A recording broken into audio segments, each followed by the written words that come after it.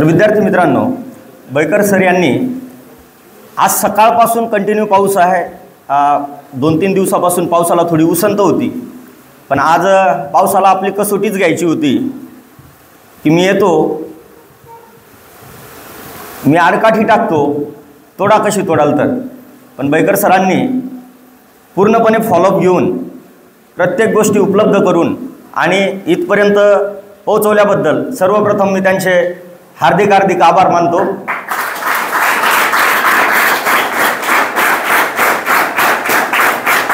जिजाऊ शिक्षण आणि सामाजिक संस्थेचे संस्थापक अध्यक्ष श्री निलेशजी सांबरे सर यांनी आमच्यासारख्या ज्यांच्याकडे थोडंफार समुद्राचा थेंब आहे अशा थेंबांना स्प्रिंग्समध्ये, शिंतोड्यांमध्ये या मुलांपर्यंत पोहोचवण्याची संधी दिली.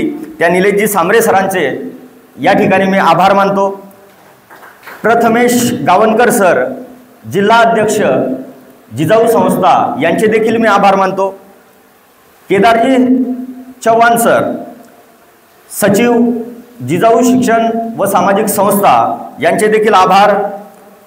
आपल्या शाळेचे मुख्याध्यापक विलासजी कोलेकर सर यांनी अत्यंत उत्कृष्ट असं हे नियोजन करून हा कार्यक्रम येथे राबवला, त्याबद्दल मी त्यांचेही आभार मानतो.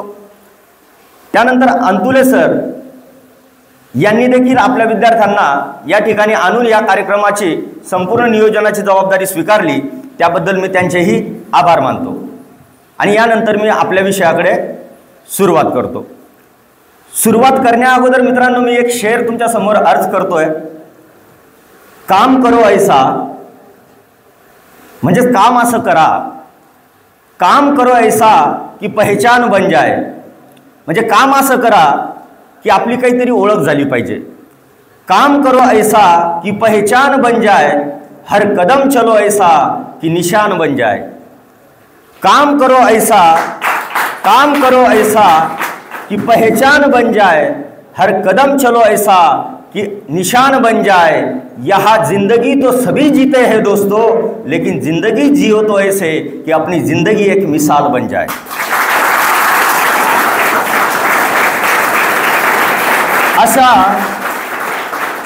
अशा आपल्या जीवनाला एका मिसाल म्हणजेच एका आदर्शाकडे नेणारा हा शिक्षणरूपी प्रवास, यामध्ये तुम्हाला मिळालेले हे मार्गदर्शक आणि यांनी तुमच्यासाठी माझ्यासारख्या एका, म्हणजे मी अगोदरच सांगितलं, समुद्राच्या थेंबाला या ठिकाणी बोलण्याची संधी दिली, त्याबद्दल प्रशालेचे सर्व शिक्षक वृंदांचे आणि तुमच्या सर्व विद्यार्थ्यांचे सुद्धा आभार. विद्यार्थी मित्रांनो, मी तुमच्यासोबत पुढचा 1-1.5 तास गप्पा मारणार आहे. आपल्या बोलण्याचा विषय सर्वात अगोदर असणार आहे गणित. जसं की सरांनी तुम्हाला सांगितलंच असेल की मी तुमच्यासोबत गणितासंदर्भात वेगवेगळ्या गप्पा मारणार आहे. आणि गणिताच्या तुमच्या मनातील असलेली भीती असेल किंवा गणिताकडे पाहण्याचा दृष्टिकोन असेल, त्याच्यामध्ये थोडाफार बदल करण्याचा मी प्रयत्न करेल माझ्या बाजूने. त्यानंतरचा आपला विषय असेल, या गणिताचं जर का व्यवस्थित मी सांगितल्याप्रमाणे जर का तुम्ही अध्ययन केलं, अभ्यास केला, तर याचा भविष्यात काय फायदा होणार आहे. आणि सर्वात शेवटी माझ्या बोलण्याची जी सांगता होईल ती होणार आहे की यासाठी संस्था तुमच्यासाठी काय काय मदत करते. या 3 टप्प्यांवर आपलं बोलणं असणार आहे मित्रांनो.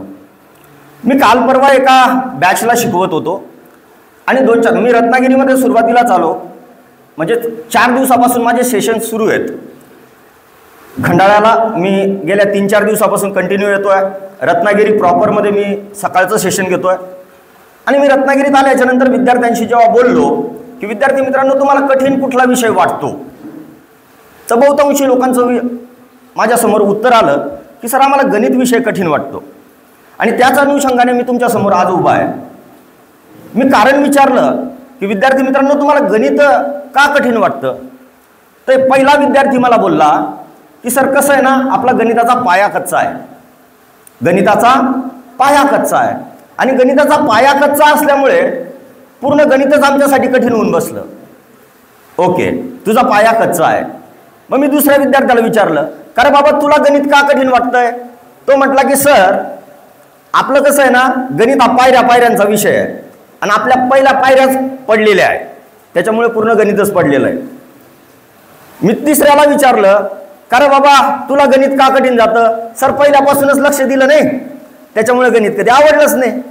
आता प्रत्येक विद्यार्थी वेगवेगळ्या शब्दामध्ये सांगत होता, पण त्याचा अर्थ एकच होता. पहिल्या विद्यार्थ्याला विचारलं, त्याने सांगितलं पाया कच्चा. दुसऱ्याला विचारलं, त्याने सांगितलं पायऱ्यांचा विषय, पहिल्या पायऱ्या कच्च्या.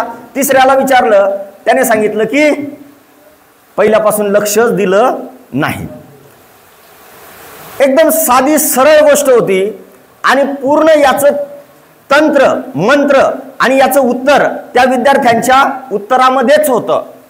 मी त्या विद्यार्थ्याला विचारलं, का रे बाबा पाया कच्चा म्हणून गणित कच्चं राहिलं की नको? या गोष्टीला तुम्ही मानतात, पाया कच्चा राहिला तर गणित कच्चं राहतं की नको? पाया कच्चा, तुम्ही बोलत राहा माझ्यासोबत, पाया कच्चा तर गणित, पाया कच्चा तर, मग याचा विरुद्धार्थी शब्द काय होणार? पाया पक्का तर, पाया कच्चा तर, पाया पक्का तर, पाया कच्चा तर, पाया पक्का तर. मग पाया काय, ही मोठी गोष्ट आहे. आता विषय असा आहे की पाया कच्चा तर गणित कच्चं, हे तर फायनल आहे, हे समजतं आपल्याला. म्हणजे आपल्याला पूर्णपणे ज्ञान होऊन गेलेलं आहे आता की पाया जर पक्का झाला तर गणित कसं होणार आहे.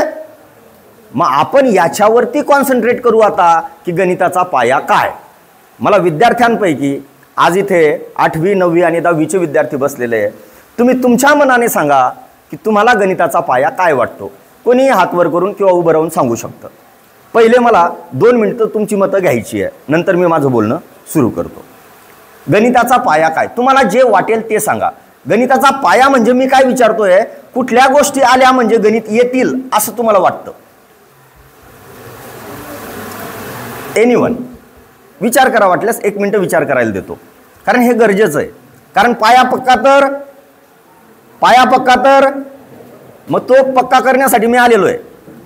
पाया पक्का झाला म्हणजे गणित पक्का होणार आहे ना, तेच करण्यासाठी मी आलेलो आहे. तुमच्यापैकी काय वाटतं तुम्हाला की हे आलं म्हणजे गणित येईल? सर कोणीतरी एक जण,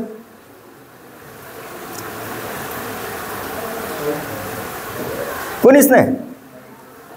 चलो ठीक आहे.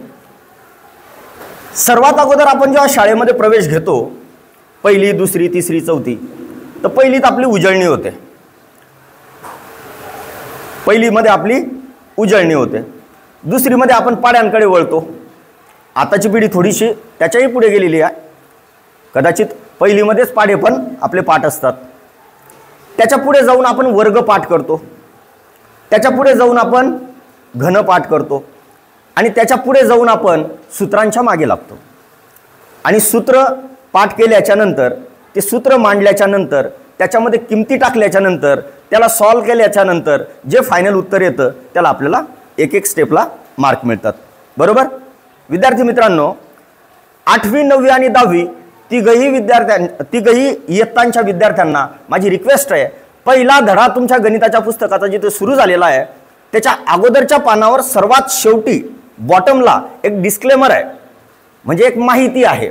आता हे लेक्चर सुटल्याच्या नंतर प्रत्येकाने ती आवर्जून वाचा. तर तुमच्यासमोर क्लिअर करतो मित्रांनो, गणिताचा पाया पक्का तर सर्वांचं गणित पक्का आहे. गणिताच्या बाबतीत वेगवेगळ्या संभ्रम, वेगवेगळ्या टेक्निक्स, वेगवेगळ्या म्हणजे संकल्पना लोकांच्या किंवा विद्यार्थ्यांच्या माइंडमध्ये गेलेल्या आहे. पण गणिताचा पाया समजून घेण्याचा कोणी प्रयत्न न केल्यामुळे गणित सर्वांना अडचणीचं झालेलं आहे.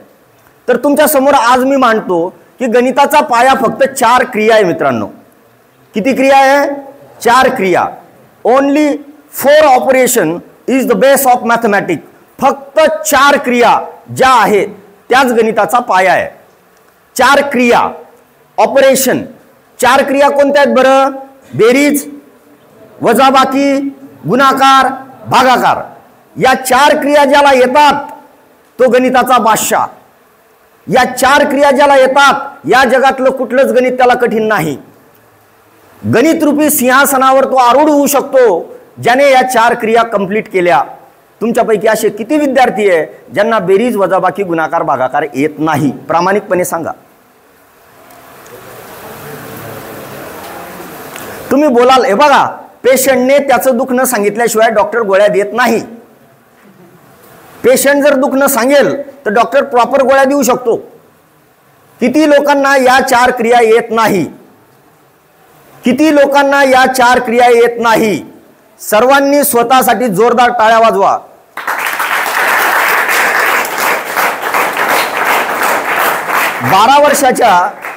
बारा वर्षाच्या या शिक्षण प्रवासामधला सगळ्यात हुशार वर्गामध्ये मी आज उभा आहे. कारण आजपर्यंत असा वर्गच मला भेटला नाही की ज्या वर्गामध्ये सर्व विद्यार्थ्यांना या क्रिया येतात. सर्व विद्यार्थ्यांना या क्रिया तुमच्या वर्गामध्ये येतात, याचा अर्थ असा होतो की तुम्ही सर्व गणिताचे बादशाह आहात. तुम्ही सर्व गणिताच्या सिंहासनावर आरूढ आहात. ते सिंहासन तुमच्यासाठी बनलेलं आहे. तुम्ही गणिताच्या जंगलात मनमोकळेपणाने फिरू शकतात. गणित तुमच्यासाठी नगण्य आहे जर या 4 क्रिया येत असेल तर. तुम्ही सर्वांनी हो म्हटलं, मी थोडंसं चेक करून घेतो. आता तुम्ही सर्वांनी काय सांगितलं? मी सांगितलं की कोणाला गणित येत नाही. तुम्ही कोणी हात वर केला का? याचा अर्थ तुम्हाला सर्वांना येतं. तुम्ही कोणाला येत नाही याच्यावर हात वरती नाही, याचा अर्थ मी काय घेईल? सर्वांना येतं. थोडंसं चेक करून घेतो. बरोबर? गणिताच्या बेरीज नावाच्या क्रियेचे 5 प्रकार पडतात मित्रांनो. मराठीत पण सांगतो आणि इंग्रजीत पण सांगतो. 5 प्रकार पडतात बेरजेचे. पहिला आहे पूर्णांकांची बेरीज, दुसरा आहे अपूर्णांकांची बेरीज, तिसरा आहे पूर्णांकयुक्त अपूर्णांकांची बेरीज, चौथा आहे दशांश अपूर्णांकांची बेरीज आणि 5वा आहे धन-ऋण संख्यांची बेरीज. Addition of integer, addition of fraction, addition of mix fraction, addition of decimal and addition of positive and negative numbers, या 5 प्रकारची बेरीज आहे. म्हणजेच याच 5 प्रकारची वजाबाकी आहे. म्हणजेच याच 5 प्रकारचा गुणाकार आहे. म्हणजेच याच 5 प्रकारचा भागाकार आहे. मूळ क्रिया दिसताना किती दिसतात? 4. आता मी जेव्हा प्रश्न विचारला बेरीज येते का, तुमच्या समोरून 488 अधिक 792 बरोबर किती, एवढीच बेरीज तुमच्या डोळ्यासमोरून गेली. पण 1/2 अधिक 3/4 अधिक 7/8 बरोबर किती, ही बेरीज तुमच्या समोरून गेली नाही. 4.1/2 अधिक 3.3/4 अधिक 7.9/12 ही बेरीज तुमच्या पासून समोरून गेली नाही. 3.744 अधिक 3442.4 ही बेरीज तुमच्या समोरून गेली नाही. -56 अधिक -44 अधिक 216 ही बेरीज तुमच्या समोरून गेली नाही. जेव्हा बेरीज येते का असं जेव्हा मी विचारतो तेव्हा फक्त आपल्या समोरून इंटिजरची बेरीज जाते, पूर्णांकांची बेरीज जाते, बाकीच्या 4 क्रिया जात नाही. मूळ क्रिया किती? 4. त्याचे प्रत्येकाचे उपप्रकार किती? 5. 4 क्रियांचे 5-5 उपप्रकार म्हणजे झाले किती? 20. आता समजा 20 टायरांची एक ट्रक आहे.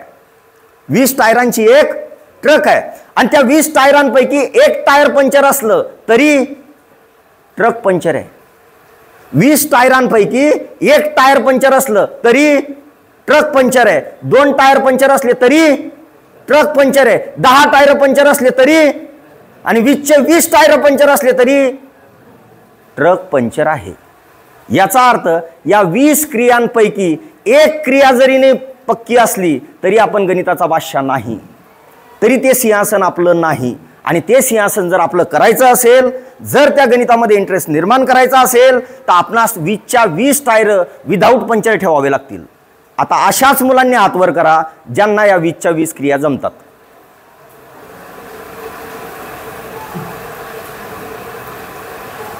पहिले तुम्ही काय सांगितलं? आम्हाला बेरीज वजाबाकी गुणाकार भागाकार 4 गोष्टी येतात. आता मी काय विचारलं? बेरीज वजाबाकी गुणाकार भागाकार कोणाला येतो? सर्वांच्या हातवरती पाहिजे होते. आता येतो का? येतो का? 20च्या 20 क्रिया कंप्लीट आहे का? म्हणून गणितात अडचण आहे, म्हणून आपण गणिताचे भाष्य नाही. पहा, मग गैरसमज झाला होता की मी सर्वात हुशार वर्गात आलोय बुवा असं मला वाटलं होतं. पण प्रॉब्लेम कुठे आहे? कुठलं तरी टायर पंक्चर आहे, कुठलं तरी टायर पंक्चर आहे. मग पंक्चर काढणाऱ्या दुकानदाराचा निरीक्षण करा. जर समजा पंक्चरसाठी त्याच्याकडे गाडी लागली सायकल लागली, मोटरसायकल लागली, तर तो पूर्ण टूपचा टूप चिपकवतो का किंवा बदलवून टाकतो का? नाही. मग काय करतो? पहिली गोष्ट डिटेक्शन. डिटेक्शन पहिली गोष्ट काय करतो? डिटेक्शन. डिटेक्शन म्हणजे तो पाहतो नेमका पंक्चर कुठे आहे. म्हणजे तुम्हाला हे बघावं लागेल की नेमका 20 क्रियांपैकी कोणती क्रिया येत नाही. होऊ शकतं एखाद्याला 1 येणार नाही, एखाद्याला 10 येणार नाही, एखाद्याला 20च्या 20 येणार नाही, होऊ शकतं. आणि ते झालं पाहिजे. एक आनंदाची गोष्ट त्यात ही आहे, प्रॉब्लेम तर समजला. प्रॉब्लेम कुठे एवढं तर समजलं. जर प्रॉब्लेमच समजला नाही तर सोल्युशन येईल का? प्रॉब्लेमच समजला नाही तर सोल्युशन येईल का? म्हणून गणिताच्या उदाहरणाला प्रॉब्लेम म्हणतात. तुम्ही लक्षात घ्या. तुम्ही तुमच्या गणिताच्या अध्यापकांना जेव्हा एखादं उदाहरण घेऊन जातात तेव्हा तुम्ही सांगतात की सर मला एक प्रॉब्लेम आहे मॅथचा. सर मॅम एक समस्या आहे गणिताची, प्रॉब्लेम आहे. आणि प्रॉब्लेमला आन्सर नसतं. प्रॉब्लेमला काय असतं? प्रॉब्लेमला काय असतं? सोल्युशन. प्रॉब्लेमचा मराठी अर्थ होतो समस्या, आणि समस्येला काय असतं? सोल्युशन. बरोबर. इतिहासाच्या एखाद्या इन्क्वायरीला आपण प्रश्न म्हणतो आणि त्याचं काय द्यावं लागतं? उत्तर द्यावं लागतं. गणिताचा प्रश्न नसतो, गणिताचा क्वेश्चन नसतो, गणिताचा काय असतो? प्रॉब्लेम. आणि प्रॉब्लेमला एकच सोल्युशन असतं का? नाही. प्रॉब्लेमला अनेक सोल्युशन असू शकतात. म्हणून गणिताच्या एकाच उदाहरणाला वेगवेगळे मास्टर जर आले तर वेगवेगळे सोल्युशन भेटू शकतात. एक शिक्षक ते गणित वेगळ्या पद्धतीने सोडून देऊ शकतात, दुसरे शिक्षक ते गणित वेगळ्या पद्धतीने सोडून देऊ शकतात. गोष्ट लक्षात आली तुमच्या? प्रॉब्लेम जर का एक असेल तर समस्या सोल्युशन अनेक असतील. जसं की मला रत्नागिरीहून मुंबई जायचंय आणि माझी गाडी 5 मिनिटांनी सुटली. 5 मिनिटांनी गाडी सुटली, हा काय निर्माण झाला? प्रॉब्लेम. काय निर्माण झाला? प्रॉब्लेम. आता त्या प्रॉब्लेमवर काय करायचंय मला? सोल्युशन. आता सोल्युशन काय येईल? पुढच्या गाडीने जाणे, पुढच्या ट्रेनची वाट पाहणे. नंबर 2 सोल्युशन ट्रेन सोडून द्या, बसने जाणे. नंबर 3 सोल्युशन मी भाड्याने कॅब करणे आणि जाणे. नंबर 4 सोल्युशन मोटरसायकल काढणे, जाणे. नंबर 5 सोल्युशन जाणं कॅन्सल करणे. किती सोल्युशन झाले? 5. आता याच्यापैकी कुठलं सोल्युशन अप्लाय करायचंय, कुठलं सोल्युशन घ्यायचंय हे ठरवणारा कोण? मी. कशावर ठरवेल? माझी आर्थिक परिस्थिती, वातावरणाची परिस्थिती, गाड्यांची उपलब्धता, या सगळ्या गोष्टींचा विचार करून मी कुठल्या तरी एका निष्कर्षापर्यंत पोहोचेल. आणि मी ठरवलं की पुढच्या गाडीने जाऊ, पण पुढची गाडी 6 तासानंतर आहे, 6 तास बसून राहू का? नाही. Option cut. नंबर 2 बसने जाणे, रस्ते खराब झाले, पावसामुळे रस्ते वाहून गेलेले, प्रॉब्लेम आहे, कट. नंबर 3 स्वतःची कॅब करणे आणि कॅबने जाणे, पैसे खिशात 100 रुपये, नो ऑप्शन. नंबर 4 मोटरसायकल काढणे, धोधो पाऊस सुरू आहे, जाईपर्यंत तो कुठेतरी थंडी भरून आजारी पडून बसून राहावं लागेल, मोटरसायकलवर जाऊ नाही शकत. नंबर 5 कॅन्सल करणे, कॅन्सल पण करू नाही शकत का? अर्जंट काम आहे. म्हणजेच काय? 5ही ऑप्शन असल्यावर सुद्धा अडचण जशीची तशी आहे. पण या 5मध्ये मग जवळजवळ बरा कोणता त्याच्यावर विचार करावा लागेल आणि तो सिलेक्ट करावा लागेल. ओके. तुमच्या लक्षात आलं की गणिताचा पाया काय आहे? बेरीज, वजाबाकी, गुणाकार, भागाकार. बेरजेचे प्रकार किती? 5. वजाबाकीचे 5, गुणाकाराचे 5, भागाकाराचे 5. एकूण क्रिया किती? 20. 20 मध्ये जो पारंगत तो गणितात पारंगत. बरोबर. 5 क्रिया कुठल्या? पूर्णांक, अपूर्णांक, पूर्णांकयुक्त अपूर्णांक, धनऋण आणि दशांश अपूर्णांक. बरोबर. आता मी तुम्हाला या 4 क्रियांचे फक्त अर्थ समजवतो. आता मी जर का एक चिन्ह काढलं, याला तुम्ही काय म्हणतात? बेरीज म्हणतो, काही प्लस म्हणतात, काही ऍडिशन म्हणतात, काही जोड म्हणतात, कोणी मिळवणे म्हणतात, अजून काय म्हणतात? अजून शब्द आहे त्याला, धन. करेक्ट. याला म्हणतात धन. धन शब्दाचा मराठी अर्थ काय होतो रे भाऊ? धन. धन धन शब्दाचा मराठी समानार्थी शब्द काय? धन, पॉझिटिव्ह. धन शब्दाचा मराठी अर्थ काय होतो? काय? मोठ्याने बोलणार जरा. दौलत, पैसा. करेक्ट. क्लॅपिंग. या विद्यार्थ्यासाठी एकदा टाळ्या होऊ द्या. धन शब्दाचा अर्थ होतो पैसा. धन शब्दाचा अर्थ काय होतो? पैसा. धन म्हणजे पैसा, दौलत, शोहरत, संपत्ती. धन म्हणजे पैसा. 2 मिनिटं. आता याच्या विरुद्ध आहे हे चिन्ह. याचा अर्थ काय होतो? निगेटिव्ह. अजून ऋण. आता तुम्ही डायरेक्ट निगेटिव्ह डायरेक्ट ऋणावर येणार, कारण की आता धन ऋण. ऋणचा अर्थ काय होतो? ऋणचा अर्थ काय होतो? समानार्थी शब्द. ऋण म्हणजे माझ्या आईवडिलांचं खूप ऋण आहे बा माझ्यावर. बँकेत जर तुम्ही कधी गेलात तर तिथे पोस्टर लावलेले असतात, गृह ऋण, कार ऋण, शिक्षा ऋण. ऋण म्हणजे कर्ज. ऋण म्हणजे आपण म्हणतो ना, आईवडिलांचं फार ऋण आहे माझ्यावर, त्यांनी माझ्या शिक्षणावर खर्च केला, इतकं शिकवलं, त्यांचं फार ऋण आहे आणि त्यांचं ऋण फेडण्यासाठी मला काहीतरी बनवून दाखवायचं आहे. त्यांचं ऋण फेडण्यासाठी. ऋण म्हणजे कर्ज. याच्यानंतर बेरजेकडे पाहताना कधी संपत्ती म्हणून पाहायचं. काय म्हणून पाहायचं? संपत्ती म्हणून पाहायचं. बेरीज चिन्हाकडे कधीही याच्यानंतर नजर गेली तर काय पाहायचं? संपत्ती. आणि मायनस साईनकडे कधीही फोकस गेला तर काय म्हणून पाहायचं? कर्ज. आता मी एक उदाहरण तुमच्या समोर सांगतो. समजा -76 अधिक 88 असं उदाहरण आहे समजा. तर हे उदाहरण काय सांगतंय? कर्ज किती आहे? कर्ज किती आहे? 76. आणि पैसा किती आहे? 88. पैसा किती आहे? 88. आणि कर्ज किती आहे? 76. पैसा जास्त आहे का कर्ज? पैसा जास्त आहे का कर्ज? पैसा. 88 रुपये आणि कर्ज 76 रुपये. पैसा जास्त का कर्ज? पैसा जास्त आहे. मग पैसा जर जास्त असेल तर कर्ज भरण्याची ऐपत आहे की नाही त्याची? आहे. किती रुपये भरणं आहे? 76. कशातून भरणं आहे? 88 मधून 76 दिले त्याने. त्याच्याजवळ किती उरले?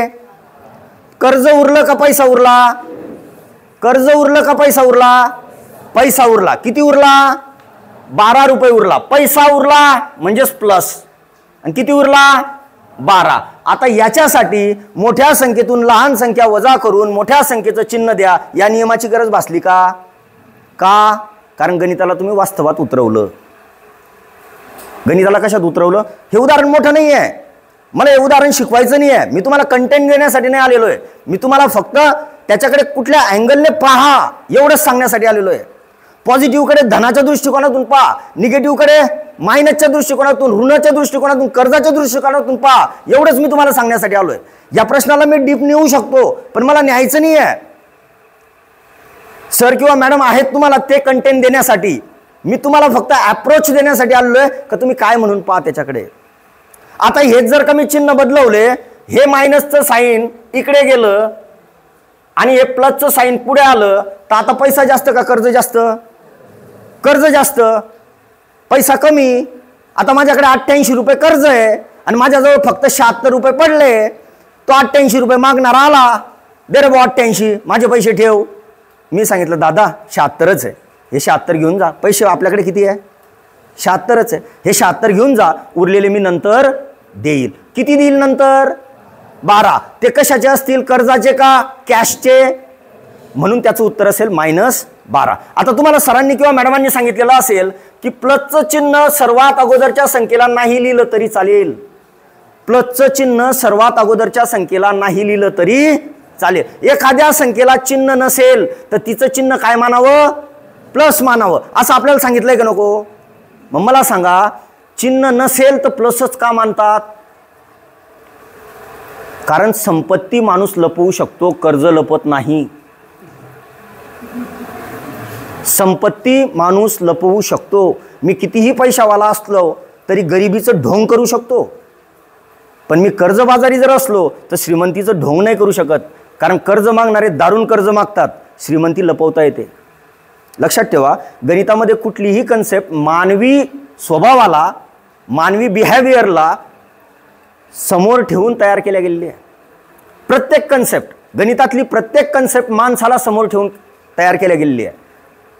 आमच्याकडे म्हणजे तुमच्याकडे ते उदाहरण लागू होत नाही, आमच्याकडे असं म्हणतात 100 बिघे ज्याच्याकडे जमीन आहे त्याच्याकडे पिवळे कार्ड आहे बुवा. तुमच्याकडे 100 एकरचा तर पता नाही, कारण की शेत फार म्हणजे कमी आहे, इथं ते उदाहरण लागू नाही होणार. पण खूप धनाढ्य माणूस सुद्धा BPLचं कार्ड काढतो, पिवळं कार्ड. याचा अर्थ काय होतो? संपत्ती लपवता येते. म्हणून जे चिन्ह लपलेलं असतं त्याला नेहमी धन मानलं जातं, ऋण मानल्या जात नाही. तिसरं साईन आहे मल्टिप्लिकेशन. काय दाखवतोय मल्टिप्लिकेशन? हा, मी ते म्हणजे इतकं चांगलं अक्षर होतं, मला पुसावंसं चांगलं नाही वाटत होतं ते, म्हणून मी पुसत नव्हतो, पण नाईलाज आहे.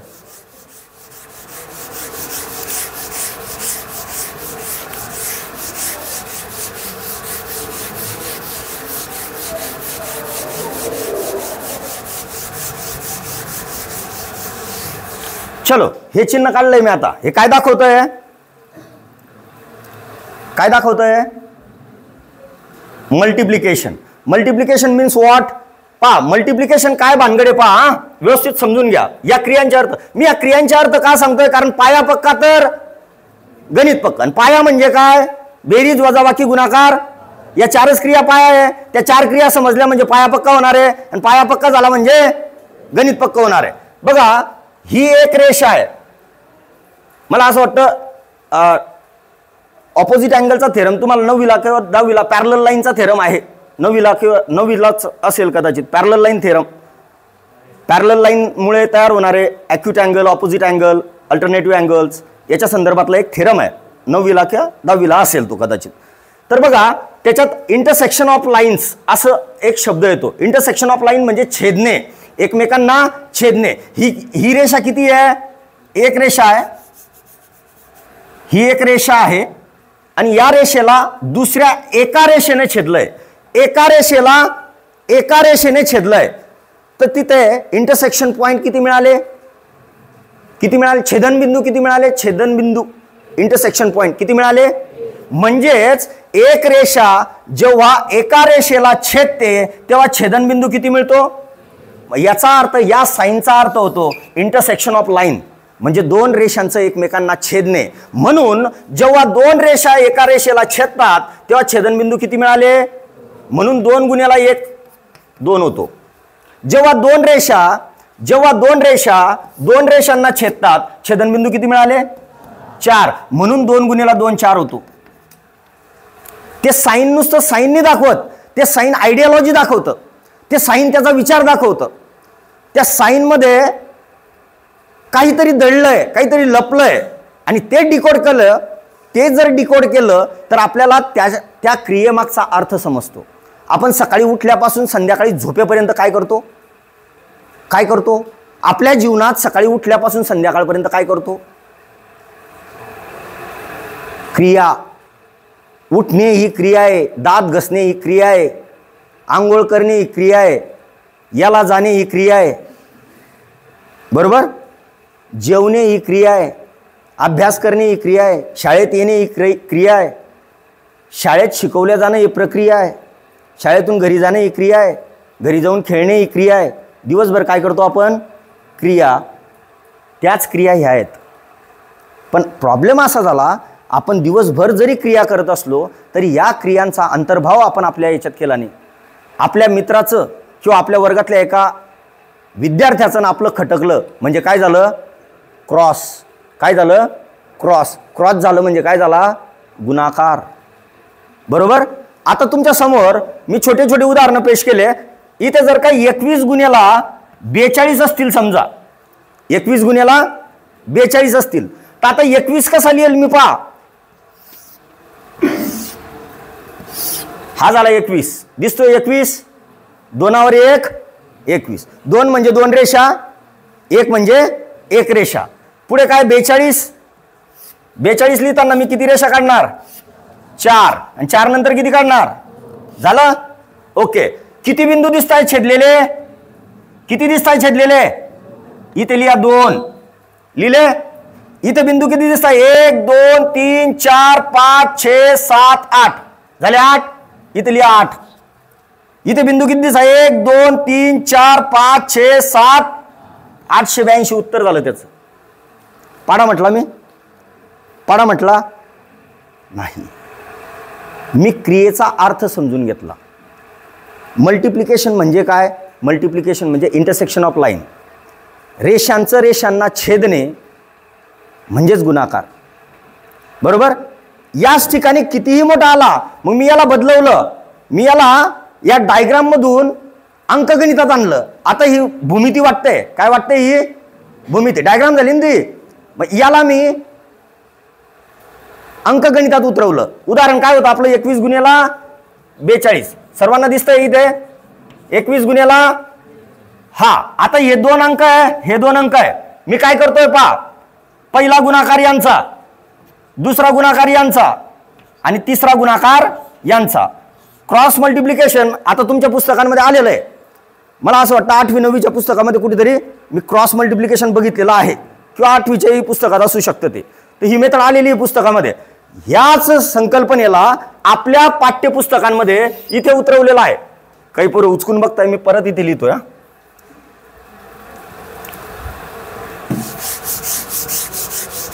पहा, मी जी डायग्राम मध्ये मेथड काढली आहे, हीच मेथड पुस्तकांमध्ये कशी दिली आहे बघा. 21 गुणिले 42, 21 गुणिले 42 मेथड आहे ही. आता डायग्राम काढण्याची गरज नाही, इथे फक्त मी तुम्हाला पायऱ्या समजावून देतो, तुम्ही याचं करू शकतात. 1 2 3. ओके, 3 पायऱ्यांमध्ये उत्तर आहे.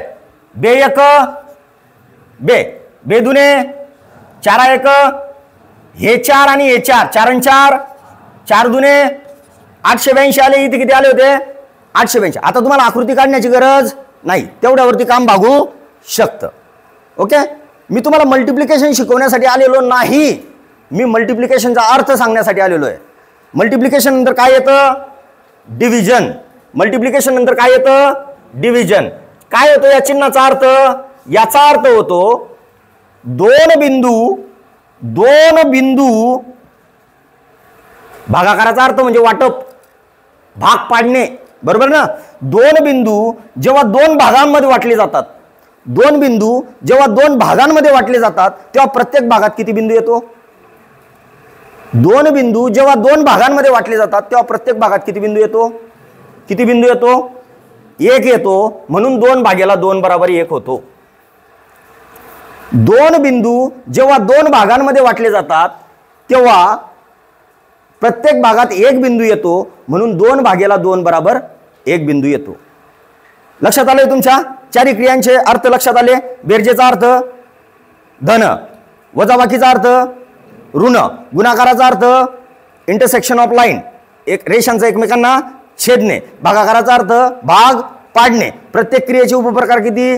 5. पूर्णांक, अपूर्णांक, पूर्णांकयुक्त अपूर्णांक, दशांश अपूर्णांक आणि धन ऋण. आता पुढे जाऊ आपण याच्या. मित्र बघा, जर आज मतदान झालं संपूर्ण महाराष्ट्रामध्ये की अभ्यासक्रमामध्ये गणित विषय ठेवायचा का, मतदान आहे समजा विद्यार्थ्यांचं, तुमच्या समोर गणिताचे शिक्षक बसले असतील, तेही सोडून द्या. मी गणिताविषयी सांगण्यासाठी आलोय, तेही सोडून द्या. पूर्णपणे प्रामाणिकपणे या भारताचे नागरिक म्हणून सांगा की जर का अभ्यासक्रमात गणित ठेवायचा की नाही याच्यावर मतदान झालं तर गणिताचा दणदणून पराभव होईल की नाही? होईल का नाही? होईल ना?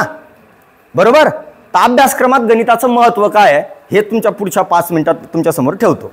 मित्र बघा, आपल्याकडे 2 प्रकारचे डिव्हाइसेस आहे. एक आहे कॉम्प्युटर. कॉम्प्युटरला 2 प्रकारच्या मेमरीज असतात. कॉम्प्युटरला किती प्रकारच्या मेमरीज असतात? 2.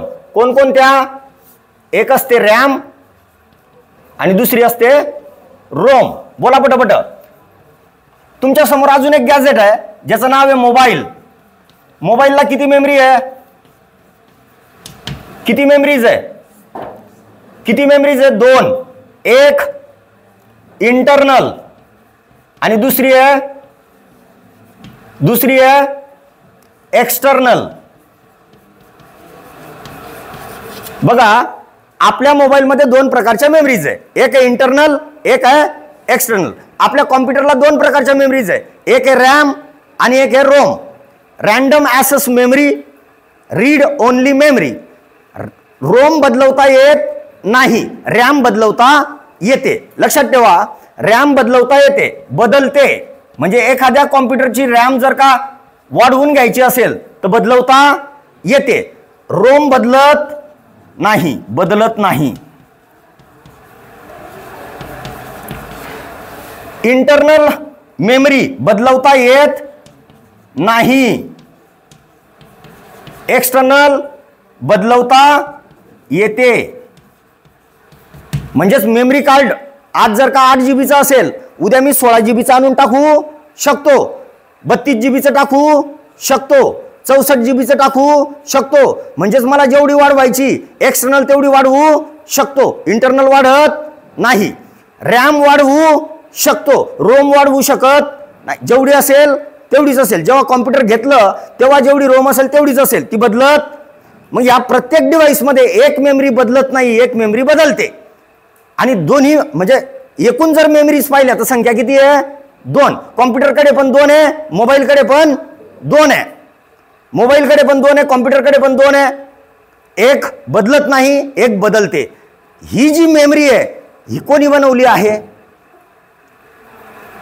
कोणी बनवली आहे? कोणी बनवली आहे? मानवाने. मग मानवाने काय पाहून हे बनवलंय?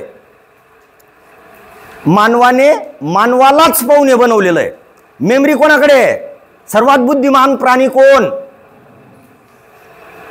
सर्वात बुद्धिमान प्राणी कोण? मानव. म्हणून भाऊ भाऊ दांगडो करतात. सर्वात बुद्धिमान आहे ना. रिॲक्शन नाही आहे तुमची.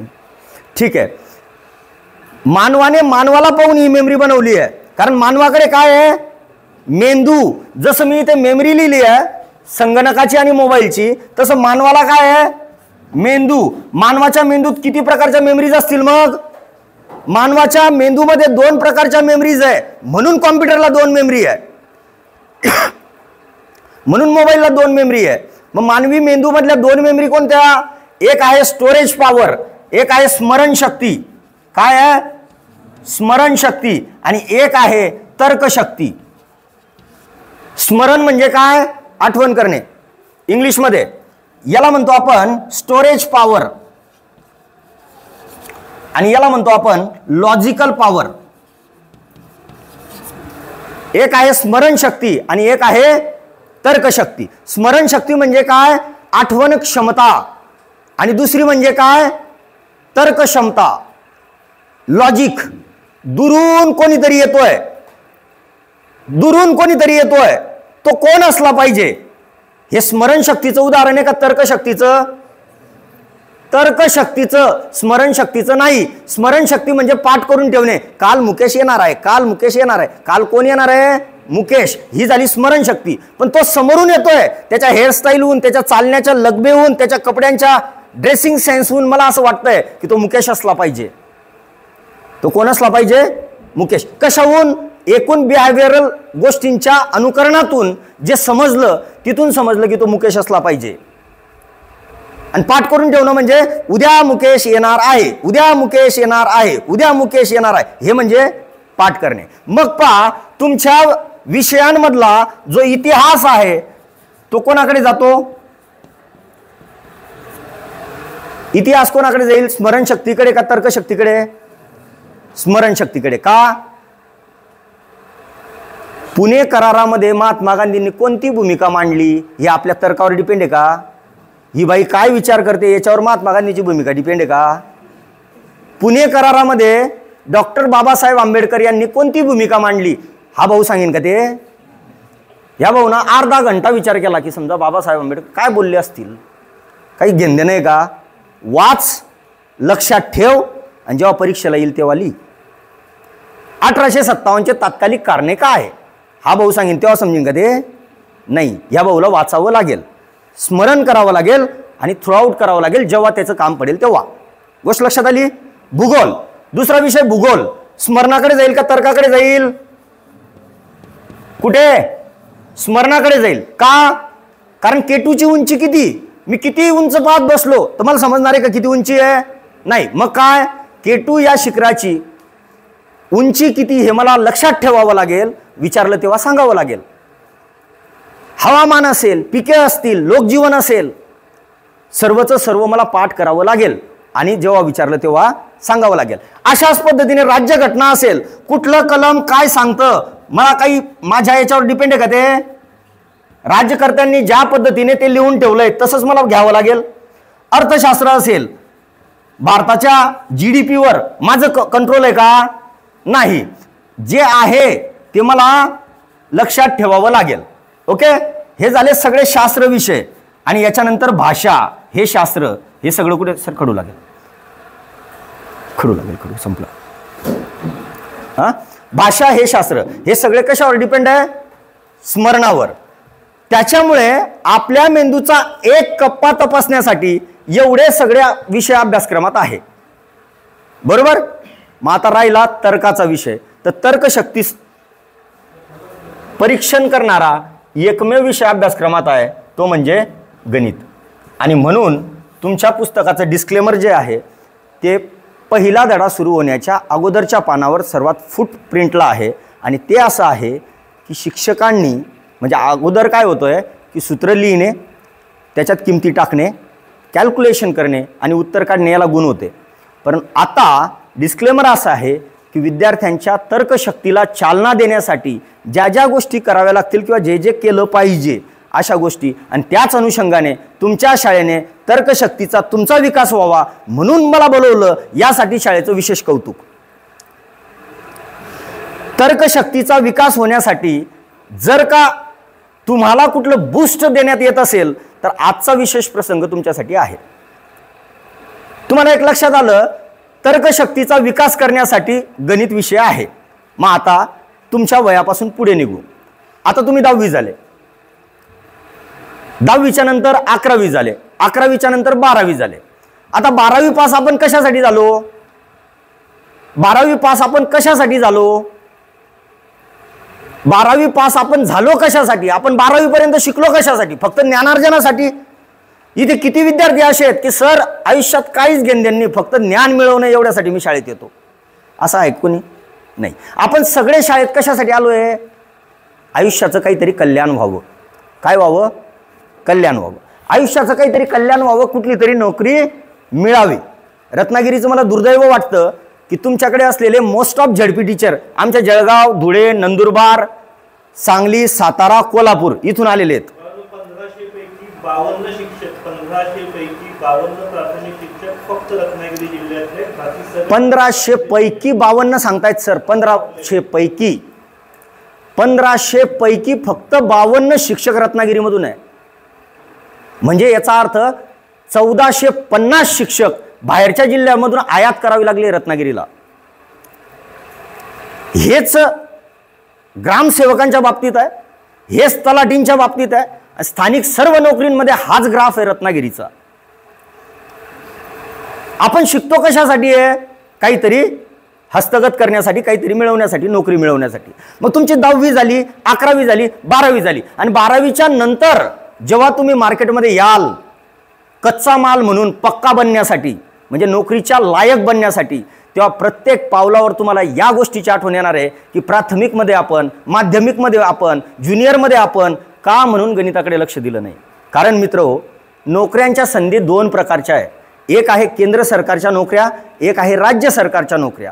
केंद्र सरकारच्या नोकऱ्यांमध्ये UPSC पासून, स्टाफ सिलेक्शन पासून, रेल्वे पासून, LIC पासून, बँकिंग पासून, महाराष्ट्र शासनाच्या नोकऱ्यांमध्ये MPSC राज्यसेवा, PSI, STI, ASO, group C, सरळ सेवा भरती, तलाठी, ग्रामसेवक, झडपी भरती, इतक्या सगळ्या नोकऱ्या आहे.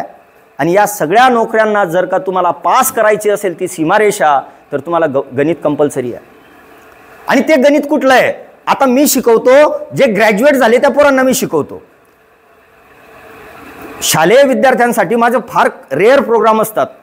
मी ग्रॅज्युएट झालेल्या पोरांना जेव्हा शिकवतो तेव्हा तुमच्या माहितीसाठी सांगतो की आमच्याकडे एखादा पोरगा MPSC करण्यासाठी येतो, म्हणजे डेप्युटी कलेक्टर बनण्यासाठी येतो, आणि आम्हाला त्याला पहिल्या महिन्यात हे दुर्दैवाने सांगावं लागतं सर की तुम्ही 5वी, 6वी, 7वी, 8वीची पुस्तकं वाचा. आणि का सांगावं लागतं? कारण तो 5वी शिकत असताना त्याने 5वीचा अभ्यास केलाच होता, पण 6वीत जाताना तो 5वी सोडून 6वीत गेला होता. लक्षात आली गोष्ट? तुम्ही विद्यार्थ्यांसाठी फार महत्त्वाची ही गोष्ट, जेव्हा तो 5वी शिकत होता तेव्हा तो 5वीत एक्झिस्ट होता, पण 5वीमधून जेव्हा 6वीत गेला तेव्हा 5वी सोडून 6वीत गेला. तो 5वी सहित 6वीत नाही गेला. तो त्याने 5वीचं नॉलेज तिथंच सोडलं आणि तो 6वीत पोहोचला. 6वी शिकत असताना तो 6वीत एक्झिस्ट होता, पण 6वी पास झाल्याच्या नंतर 7वीत जाताना तो 6वी सोडून 7वीत गेला. म्हणजे 6वीत जर काही हिटलरचा इतिहास असेल तर 7वीत त्याला हिटलर आठवत नव्हता. 8वीत शिकत असताना 8वीत होता, पण 8वीतून 9वीत जाताना 8वी सोडून 9वीत गेला आणि 10वीतही तसं झालं. तो 10वी सोडून 11वीत गेला. याचा अर्थ 5वी ते 10वी सोडून तो 11वीत आहे. तो विद्यार्थ्याचा पाया पक्का कसा होणार? तर एक लक्षात ठेवा, आज जे तुम्ही पुस्तकात वाचताय ते 8वीसाठी वाचू नका, ते 9वीसाठी वाचू नका, ते 10वीसाठी वाचू नका. उद्याची फौजदारची परीक्षा, PSI STI ची परीक्षा आजच्या 8वीच्या अभ्यासक्रमावर तुम्ही पास होणार आहे. उद्याची डेप्युटी कलेक्टरची परीक्षा तुम्ही 9वी आणि 10वीच्या अभ्यासक्रमावर पास होणार आहे. उद्याच्या कुठल्याही स्पर्धा परीक्षेच्या मैदानात तुम्ही जेव्हा उतराल तेव्हा तुम्हाला आठवेल की हा कधीतरी माझा मास्तरला सविमासावी बोलत होता, माझ्या मॅडमला सविमासावी बोलत होत्या, आणि आज त्यातला सविमासावीचा अभ्यास मला ग्रॅज्युएशन झाल्यानंतर करावा लागतोय. दुर्दैव येते. आज UPSC करण्यासाठी म्हणजे कलेक्टर बनण्याच्या परीक्षेसाठी जो विद्यार्थी येतो त्याला आम्हाला NCERTचे पुस्तकं पहिले 3-3 महिने वाचायला लावावे लागतात. NCERT वाच, तेव्हा तुला समजेल की अभ्यास काय का झालंय. तो 5वी शिकला नव्हता का? तो 6वी शिकला नव्हता का? 7वी शिकला नव्हता का? 8वी शिकला नव्हता का? सर्व शिकला होता. तेवढं शिकूनच तो ग्रॅज्युएशन झाला, पण ते काहीच तो घेऊन नाही आला, ते सगळं सोडून आला. तो म्हणजे खाली खिशाने डायरेक्ट आमच्यापर्यंत आला आणि आता म्हणतो मला कलेक्टर व्हायचं. असं कसं काय होणार आहे? मग त्याच्यासाठी आम्हाला काय सांगावं लागतं? पुन्हा जा त्या 5वीकडे, पुन्हा जा त्या 8वीकडे आणि पुन्हा जा त्या 10वीकडे. आजपासून अभ्यास करण्याचा दृष्टिकोन बदलवा. आजपासून पुस्तक वाचताना हे नका समजू की मला ह्या प्रश्न वाचल्याच्या नंतर 8वीत 1 मार्क भेटणार आहे, 2 मार्क भेटणार आहे. हा जर प्रश्न व्यवस्थित मी अभ्यासला, याच्याकडे चिकित्सेने पाहिलं तर कदाचित उद्याची डेप्युटी कलेक्टरची परीक्षा मी या अभ्यासक्रमावर पास होणार आहे. त्याच्यामुळे आज तुम्ही कोर याच्यामध्ये आहेत. आणि दुसरी गोष्ट, आज तुम्ही फ्लेक्झिबल मुवमेंटमध्ये आहात. आज तुम्हाला जसं वाकवलं तसं वाकू शकतात. तुमची बुद्धी फ्लेक्झिबल आहे. आता उद्या काय होणार आहे ते पहा. ही आहे स्टोरेज पॉवर. दोघीकडे 1-1 GB दिलेला आहे. निसर्गाने, ऐका रे, निसर्गाने इकडे पण 1 GB दिलाय. तुम्हाला ही भाषा समजते म्हणून सांगतो. आणि इकडे पण 1 GB दिलाय. निसर्गाने दोन्ही बाजूला 1-1 GB दिलाय. तुम्हाला माहिती आहे ही जी 1 GB आहे याच्यापैकी तुमची आताशी चतकोर अर्धा GB भरत आली आहे. ओनली हाफ मेमरी फुल होण्यात आलेली आहे. जेव्हा आमच्याकडे तो येतो ना ग्रॅज्युएशन होऊन, तेव्हा त्याची पूर्ण मेमरी भरलेली राहते. पूर्ण मेमरी भरल्यावर काही इन्स्टॉल केलं जातं का? काही डाउनलोड होतं का? पूर्ण मेमरी भरल्यावर डाउनलोड होतं का? हँग मारतो ना मोबाईल, तसेच त्यांच्या मेमऱ्या हँग मारता. आणि तो परत परत आमच्याकडे येतो आणि सांगतो सर लक्षातच राहत नाही. कसं काय राहीन? 1 GB पॅक होऊन गेलंय. स्मरण करण्यासाठी 1 GB अवेलेबल आहे ना. लक्षात ठेवण्यासाठी किती अवेलेबल आहे? 1 GB अवेलेबल आहे. बरोबर. तो 1 GB तो ग्रॅज्युएशन पर्यंत भरून गेला ना त्याचं.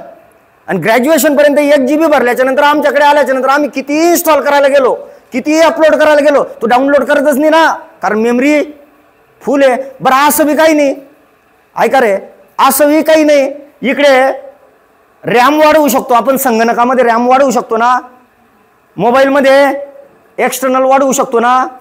आता ह्या पोरानं जर समजा उद्या म्हटलं याच्या घरच्यांना की मम्मी आता मला 12वी झाली, आता मी काय करतो ग्रॅज्युएशनला ॲडमिशन घेतो आणि मला कलेक्टर व्हायचं, UPSC करायची आहे. मग याची मम्मी अलगत याला म्हणाली का बेटा UPSC करायला जातो, 2 मिनटं थांब, मी तर काही शिकली नाही, माझ्याकडे 1 GB जशी तशी पडली आहे, मी काढते आणि तू टाकून घे बरं 1 GB, UPSCला कामात येईन तुला. बरोबर आहे का नाही? तू एक्सटर्नल वाढवून घे ना, तू रॅम वाढवून घे. तू UPSC करणार आहे आता, तुला लक्षात ठेवावं लागेल. म्हणून ये माझ्याकडे 1 GB पडलंय, 1 GB घे. याची रॅम वाढवू शकतो का हा? याची एक्सटर्नल वाढवू शकतो का हा? मग याला काय करणं आहे? जे आहे ते नीट वापरायचं आहे. मग त्याच्यासाठी तुम्हाला जे स्टोरेजमध्ये टाकायचं आहे ते स्टोरेजमध्ये टाकायचं आहे आणि जे लॉजिकमध्ये टाकायचं आहे तेच लॉजिकमध्ये टाकायचं आहे. गणित कुकडे जातो? स्टोरेजकडे का लॉजिककडे? लॉजिककडे. स्टोरेज म्हणजे पाठ करणे. आता थोडीशी कॉन्ट्रोवर्सी होईल, कारण की शालेय शिक्षक इथे बसलेले आहेत आणि मी स्पर्धा परीक्षेवाला आहे. आम्हाला ऑप्शन गरजेचे आहे आणि तुम्हाला डिटेल डिस्क्रिप्टिव्ह आन्सर गरजेचं आहे, कारण तुम्हाला मार्क तुमच्या डिस्क्रिप्टिव्ह आन्सरला आहे आणि आम्हाला मार्क योग्य पर्याय निवडण्याला आहे. तर इथं थोडं स्मॅश होईल, पण गोष्ट तीच आहे. गणित विषय कशाचा आहे? तर्काचा आहे. गणित विषय कशाचा आहे? तर्काचा आहे. स्मरणाचा आहे का? स्मरण म्हणजे पाठ करणे. पाढे काय करतात तुम्ही? मग पाठ गणितात येतं का? नाही. सूत्र काय करतात? गणितात येतं का? नाही. वर्ग काय करतात? पाठ. गणितात येतं का? नाही. घन काय करतात? पाठ. गणितात येतं का? नाही. पाठांतराचा कुठलाही संबंध गणिताशी नाही. मग गणिताचा संबंध कशाशी आहे? तर्काशी. आता दोन गोष्टी सांगतो मित्रांनो. एक आहे स्किल. स्किल म्हणजे कौशल्य. गणिताचा संबंध येतो कौशल्याशी, स्किलशी, आणि इतर विषयांचा संबंध येतो शास्त्राशी. भाषा एक आहे शास्त्र. इतिहास, भूगोल, नागरिकशास्त्र, अर्थशास्त्र, राज्यशास्त्र हे सगळे काय आहे? शास्त्र. गणित काय आहे? कौशल्य. कौशल्य एकदा हस्तगत झालं, तुमच्या वर्गामध्ये ऑब्झर्व करा, पहिल्यापासून जो विद्यार्थी आपल्या वर्गामध्ये गणितात हुशार आहे तो कायमस्वरूपी हुशार आहे. का? एकदा कौशल्य हस्तगत झालं की ते कायमस्वरूपी राहतं. आयुष्यात एकदा जो सायकल शिकतो तो आज जर सायकल शिकलेला असला तर भविष्यातले कितीही वर्ष झाले तरी तो सायकल चालवू शकतो. असं होतं का मी आज सायकल शिकलो होतो 4 वर्षानंतर मी सायकल विसरून गेलो? नाही. कौशल्य एकदा मिळालं की ते कायमस्वरूपी जसंच्या तसं राहतं. आता मी तुम्हाला पाठांतर करू नका असं म्हटलं, मग तुम्ही म्हणणार सर काय करू नका ते सांगताय तुम्ही, पण काय करा ते आम्हाला महत्वाचं आहे. मग सर्वात अगोदर जर का तुम्हाला वर्ग करायचे असतील, आताच मी मेथड दिली तुम्हाला, आताच मेथड दिली ना. समजा तुम्हाला 87चा वर्ग करायचा असेल, 87चा वर्ग करायचा असेल म्हणजे काय? 87 गुणिले 87 करायचं आहे. तुम्ही 87 पर्यंतचे वर्ग पाठ करू शकता का? नाही. तुम्ही करून करून कितपर्यंत करू शकता? 20 पर्यंत, 30 पर्यंत, 40 पर्यंत, 87 पर्यंत करू शकता का? नाही. मग एकच मेथड वापरा ना. 7 7 49, 7 8 56, 7 8 56, 56 56 112, 112शी 2 अच्छाला 11, 8 8 64, 64 आणि 11 75. काम तमाम झालं. आता याच्याही पुढे जाऊन समजा तुम्हाला 11चा वर्ग करणं आहे. 11चा वर्ग 1 ते 10 पर्यंत मुळात आपल्याला माहितीच पाहिजे. कारण काय? 1चा वर्ग म्हणजे 1 गुणिले 1, 2चा वर्ग म्हणजे 2 गुणिले 2, 3चा वर्ग म्हणजे 3 गुणिले 3, 4चा वर्ग म्हणजे 4 गुणिले 4. गोष्ट क्लिअर आहे? आता पहा, जर समजा आपल्याला 11चा वर्ग करायचा आहे तर 11चा वर्गाला झंझट काय? 10 पेक्षा कितीने मोठा? 10 पेक्षा कितीने मोठा? मग 11 मध्ये 1 मिळवा. किती झाले? किती मिळवले? 1चा वर्ग चला 12. कितीने मोठा? कितीने मोठा? 2 ने. 12 2 मिळवा. 12 2 मिळवा. पटपट बोला. 2चा वर्ग 13चा वर्ग कितीने मोठा? 3. 13 3 मिळवा. 3चा वर्ग 14चा वर्ग कितीने मोठा? 4 ने. 14 मध्ये 4 मिळवा. 14 मध्ये 4 मिळवा. किती झाले? 18. किती मिळवले? 4. 4चा वर्ग 16. 4 अंकी झाला असता. आपल्याला 3 अंकी पाहिजे.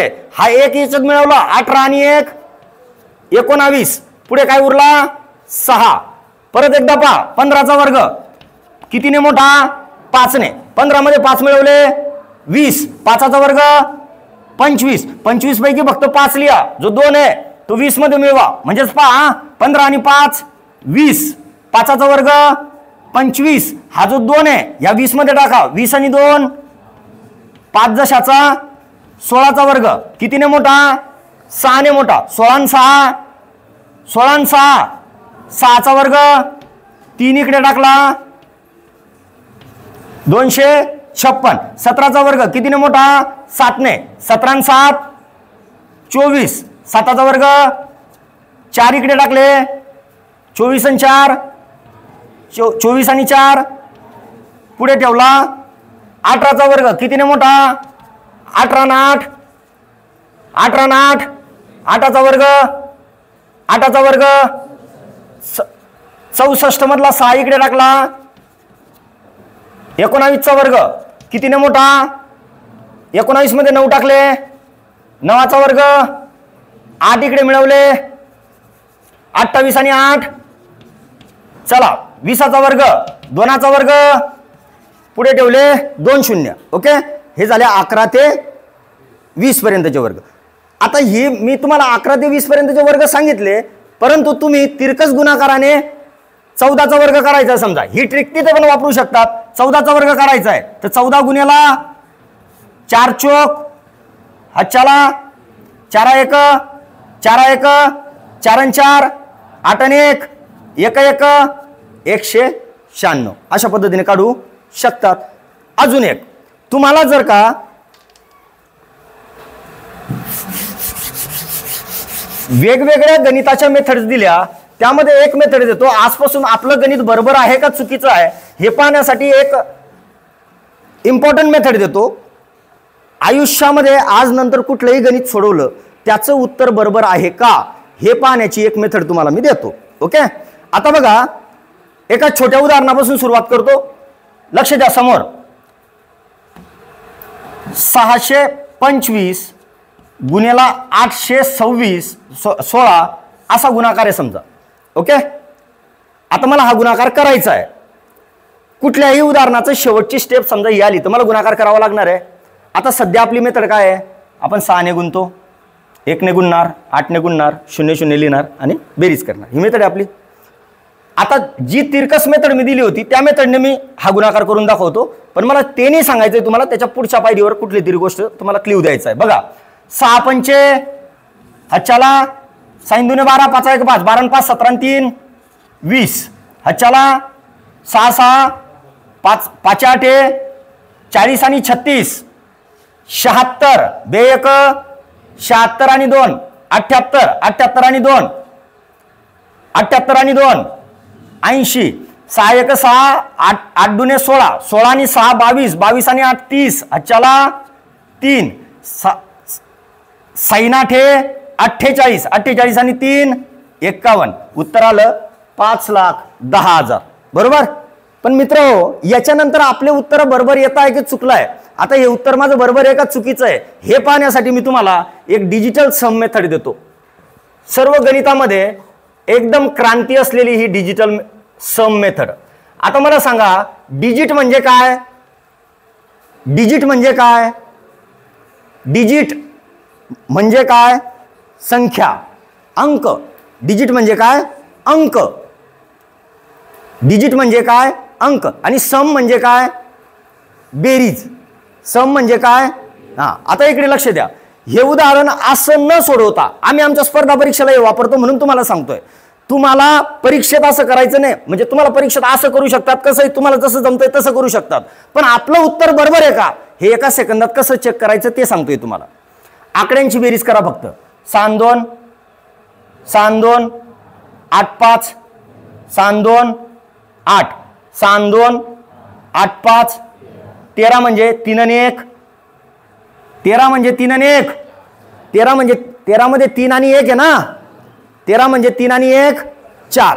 आता पुढची संख्या पहा 816 8 आणि 1 9 6 15 म्हणजे 1 वर 5 1 आणि 5 वरती काय आलाय 4 खाली काय आलाय गुणाकार याचा नाही करायचा याचा करायचा. 6 चोक 24 म्हणजेच 2 आणि 4 2 आणि 4 किती झाले आकड्यांची बेरीज 6च व्हायला पाहिजे. उत्तर काय आलंय आपलं 6.